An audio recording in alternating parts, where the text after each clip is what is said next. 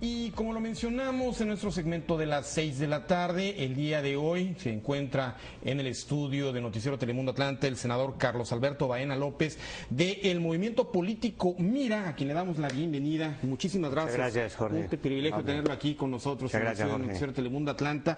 Y bueno, sabemos que vino a una gira muy especial, precisamente a hacer una denuncia también y muy importante de lo que está pasando en Colombia.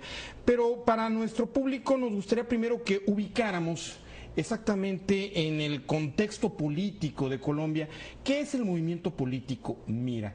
Sí, Jorge, muchas gracias. Un cordial saludo también a todos los televidentes. Efectivamente, el movimiento Mira es un movimiento político que nació hace 14 años. En Colombia es un movimiento independiente y como tal pues no ha hecho alianzas electorales. Es un movimiento que siempre ha estado defendiendo a la gente, al pueblo. De modo que es un movimiento que en su independencia, en sus valores, en la honestidad que promueve, pues está haciéndole una propuesta muy interesante a los colombianos.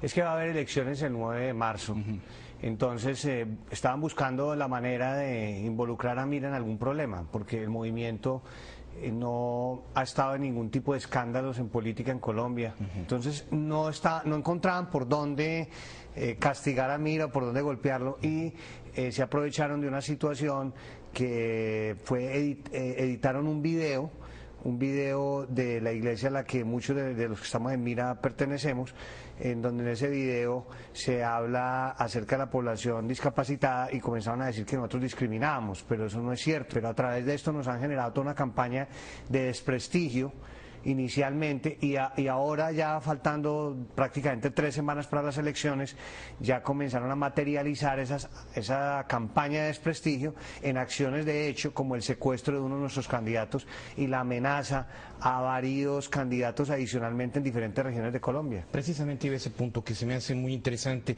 Tengo entendido que uno de sus candidatos precisamente para el Congreso, tengo entendido, ¿no? Para el Congreso fue secuestrado hace una semana, poco más de una semana, y que él, bueno, finalmente logra escapar de sus captores. Detrás de eso hay políticos, Jorge.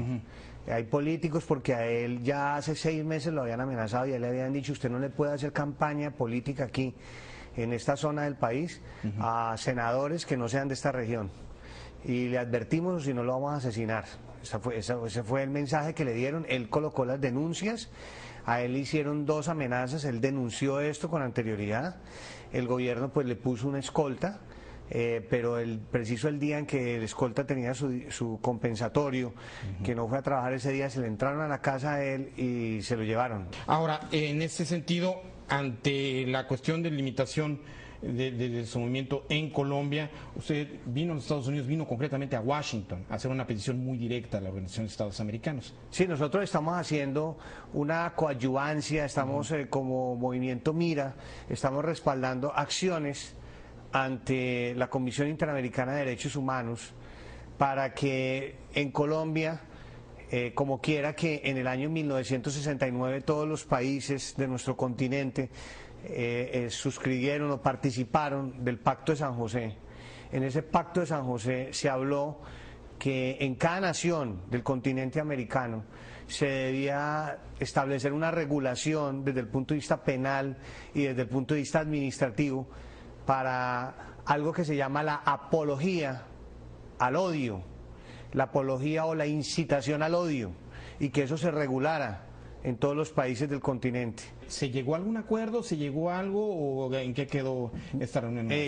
Comienza el trámite, comienza todo el procedimiento, estamos allegando pruebas y esperamos que muy pronto la Comisión Interamericana de Derechos Humanos haga una visita a Colombia.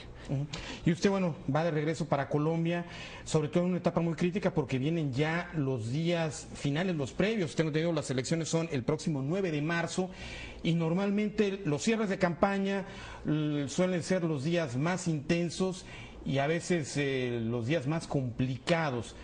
¿Cómo afrontar estos próximos días en Colombia? Pues con mucho optimismo, Jorge, con mucho ánimo, con mucha alegría y con muchos deseos de aportarle a Colombia, de transformar nuestro país. Pues senador Carlos Alberto Baena, muchísimas gracias por estar aquí, le agradezco. Muchas gracias, Jorge. Muchísimas gracias. Gusto, y bueno, pues, satisfacción. Ahora sí que, pues, vaya, pues nuestra mayor de las suertes para lo que sería ya este tramo final previo a las elecciones allá en Colombia.